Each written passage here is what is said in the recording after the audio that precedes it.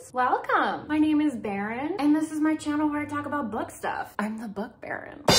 Welcome in. I'm in a super good mood today. I've just had a really good week. I'm feeling good, so I wanted to film something. I wanted to talk about the 5-star reads that I've had for this year because I didn't even realize how many all-time favorites I have read just this year. It's just one of those things that you get a couple months away and I'm just like, no, I've always read this author. I've always loved this book, and I forget that it was only a few months ago that I really even discovered this author or this book. So I was like, let's share the goodness with everybody. I am going to leave off rereads. I did some rereads of like some Elizabeth O'Rourke books. I'm also not including 4.5 stars.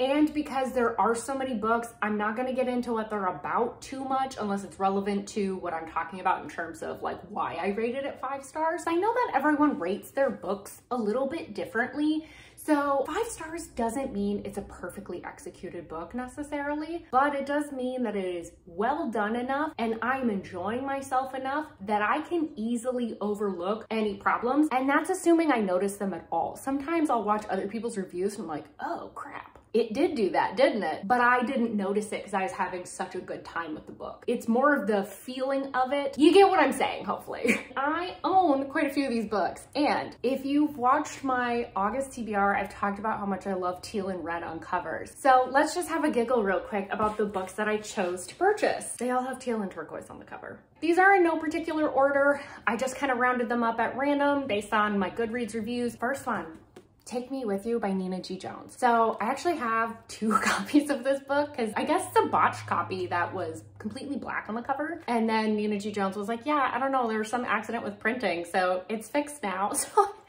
I ordered another copy. I know. This is probably one of the darkest romances I've read to date. And I will be honest, I hesitate to call this romance. The thing that I really enjoy about dark romance is, can this author convince me that these two are in love, regardless of these messed up circumstances that we might be in? This is a really fascinating exploration of Stockholm Syndrome, but there's just enough sprinkled in that you're like, but maybe these two are made for each other? It's very interesting. Nina G. Jones is really a master at her craft. Not only is her writing beautiful, which is not something I necessarily go after. So when I looked at the number of highlights I had on this book, it was out of control. I think I highlighted something every 10 pages. That's how beautiful this writing is. And she perfectly captured the human experience, even though we're talking about something so dark and depraved, but there was so much captured in this that I was like, I felt like that before. There's a line in this book that I still think about where the heroine was like, if I don't have him on my team, I don't feel safe anymore. And our hero is unhinged. This is captive. He's very violent. He's unpredictable. But she was like, if I don't have him on my team, I just feel like danger's out there looming somewhere. And I was like,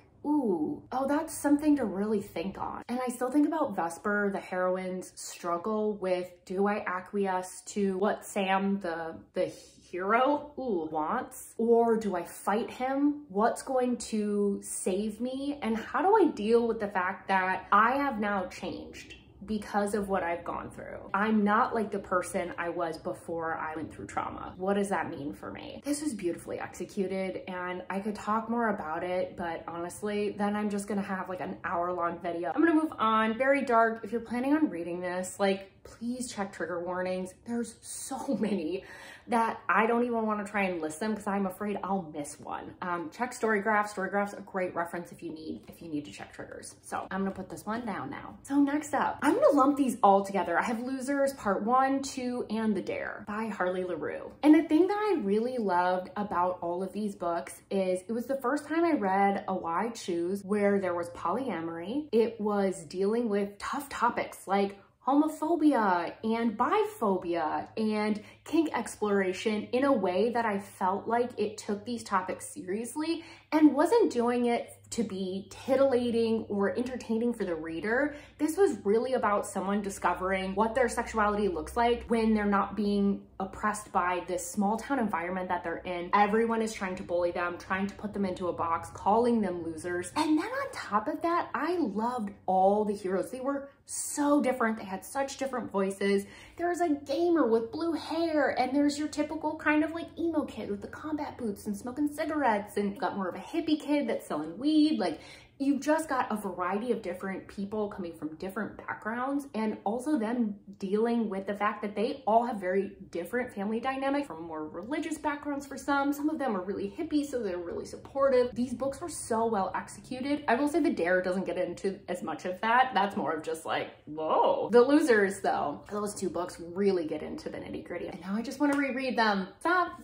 We have Sea of Ruin by Pam Godwin. This was one of those books where I hadn't read a historical in a super long time. And I will say, if you're typically a historical reader, this is gonna lean way more into dark romance. So just a heads up, this is, once again, very dark. It's pirates. The thing that I really loved about this is there is a love triangle in here, and the way that things got resolved, I was like, oh, hell yeah. I didn't even realize that we were even really dealing with a love triangle because I was so invested in these characters. I wanted to see Bennett succeed. She's such a badass, and she's out on the seas, kicking butt, taking names, and also for her to get her happily ever after and to have things work out for her after so much of her life has been so tough. I loved it. I loved it. All right, next up, I have Hate Me by A. Jade. Ashley Jade is just one of those dark romance writers that I think really gets me. She is the specific kind of unhinged that I want in books. That's what she writes. And this one was really one that took me by surprise, because when we talk about Ashley Jade or A. Jade on BookTube, a lot of times people talk about The Choice, or they talk about The Devil, which also is on here. I just picked this one up kind of at random and had such an entertaining time with it. It was a high school bully romance. I'm not a super big fan of books that take place in high school, but this was a level of unhinged that I was like, this is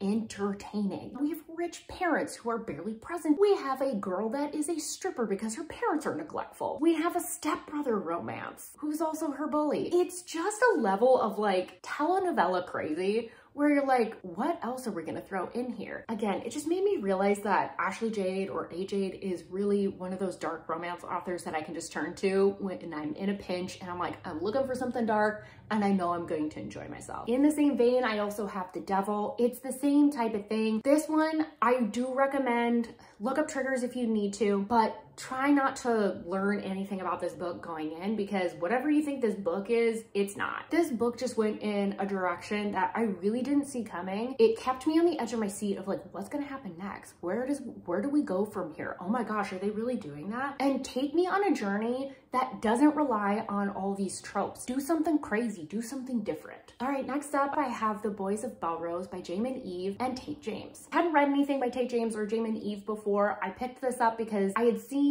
on Instagram that they had finally completed the quartet, and I just binged all of the books back to back. Unlike some of the other books, these books don't take themselves seriously. They throw everything and the kitchen sink into this book, but it's very self-aware. At one point, they straight up call out an inconsistency with the character that I was like, wait a second, and they called it out right on page. There's constantly something happening that's interesting. I'm talking explosions. I'm talking hit teens. I'm talking mafia. I'm talking banging all the guys in a band. Like, it's just a level of absurd. Again, it doesn't take those things very seriously in this book. So it's not that one that's gonna like tug at those deep emotions, but it will keep you on the edge of your seat because you're like, okay, but what else is gonna happen? Next up, my girl CW Farnsworth. I discovered her this year too, and I can't believe it. So I read Fake Empire and Real Regrets, and what I'll say about these is CW Farnsworth spends a lot of time in her characters' heads. She has a really good understanding of who her characters are. They are consistent. They respond in a way that is consistent with the character arc that they are on. And I also really like that these don't feel like typical billionaire romances, because I feel like the typical billionaire romance goes something like this. Very rich man finds a girl who isn't from money. He throws money at her. She feels love.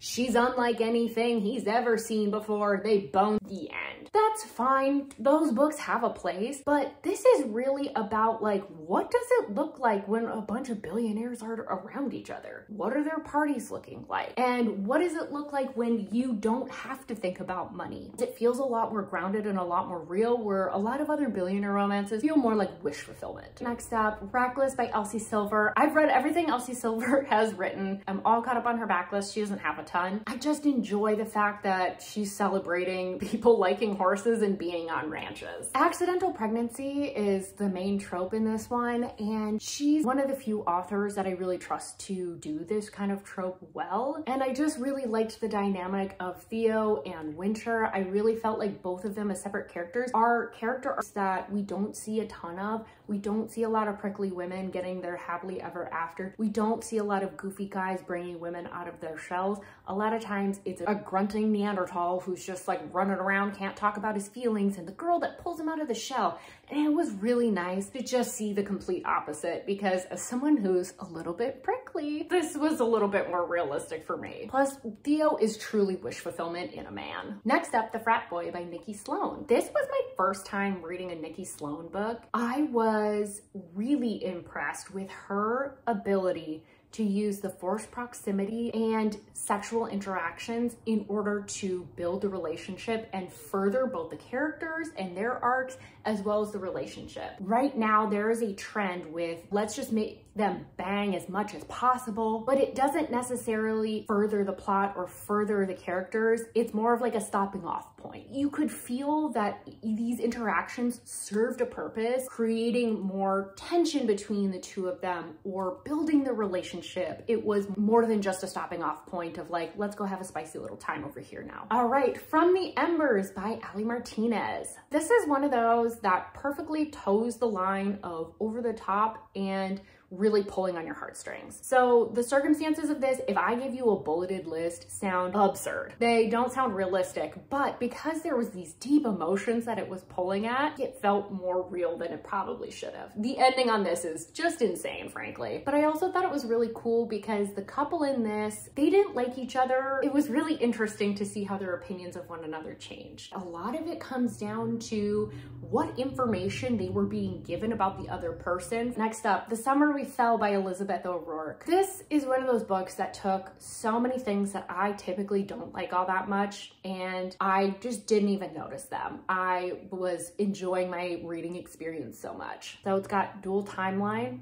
I don't like that because I usually prefer one timeline over the other. Right person, wrong time. Ooh, I don't like that trope either because it makes me hurt so much. They're in high school in the past timeline. Not a favorite of mine, but I looked past it on this. There's a scene in this that I still think about where the two of them, because they don't have power and because they don't have money, are not in a place to make choices that they want to make. They're making choices that they have to make or feel like they have to make. They don't have a lot of options. There's a scene in here where they start going, do we make this choice to blow our lives up and just be forced to deal with the consequences? But at least we have a reason to get out of the circumstances that we're in. Otherwise, we're going to continuously choose to stay in the circumstances that we're in because it's the right choice. It's a choice I have to make. Next up, we have Part of Your World by Abby Jimenez. Straight up, this is not the type of book I typically go after because I don't love quirky small towns, but this kind of toed the line where it was just quirky enough where I'm like,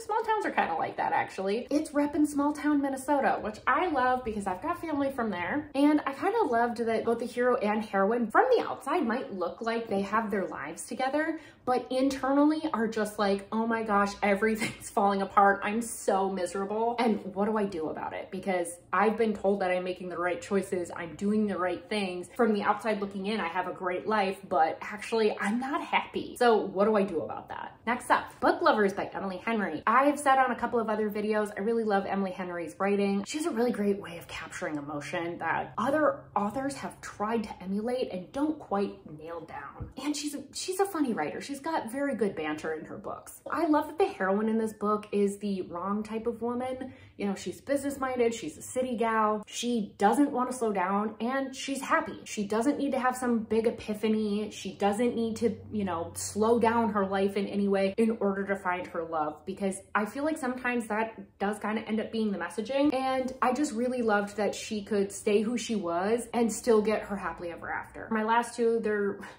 These are gonna feel like wild cards. Nemesis Game by James S.A. Corey. This is the 5th book in the Expanse series. These are thick books, they are long books. This is a long series, but it is one of my favorite sci-fi series that I've read. I like the idea of not only is there like alien technology, but we're dealing with people trying to commercialize it, and also the sacrifices that they're wanting to make, it's to the detriment of society. It's to the detriment of people, especially poor people. It's a lot of commentary on how our world operates currently. And the last one, A Heart of Blood and Ashes by Mila Vane. I'm really picky. I'm so picky with my fantasy romance. I've read so extensively in this genre. In order to wow me, you gotta be on your game. And the thing that I love about this, not only is there a disability rep in this book, I just love how the heroine is so intelligent, so strategic, so quick-witted, but not in a, I'm gonna just give you this one-liner, and then when that doesn't take you down, I'm stunned and confused.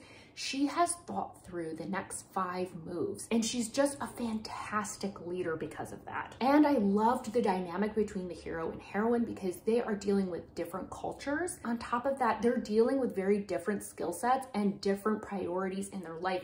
For the hero, he really values his fighting skills and his ability to win wars. For the heroine, she has to think more strategically. She has to think about who is she aligning herself with to have herself positioned so she can be in a place of power over the other people. So her physical abilities are not questioned, but also these two help each other out of like, yeah, she's not a great warrior. So he helps her with that, and she helps him become a better leader. So he's not just out there making rash decisions because he's feeling a certain type of way about something that happened, and be a better leader himself. Those are all my 5-star books so far this year. I'm so excited about reading right now, and I hope that this video maybe gave you some ideas about not only what I look for in books, but also can serve as like some recommendations. Maybe you found a new book out of this. Don't forget, like this video if you liked it. Subscribe if you want more content from me. Leave a comment below. What have your 5-star reads been? Have you rated any of these books 5 stars? Did you rate any of these books low? I love a differing opinion, so don't hesitate to let me know your thoughts in the comments. But with that, thank you so much for being here, and I'll see you on my next video.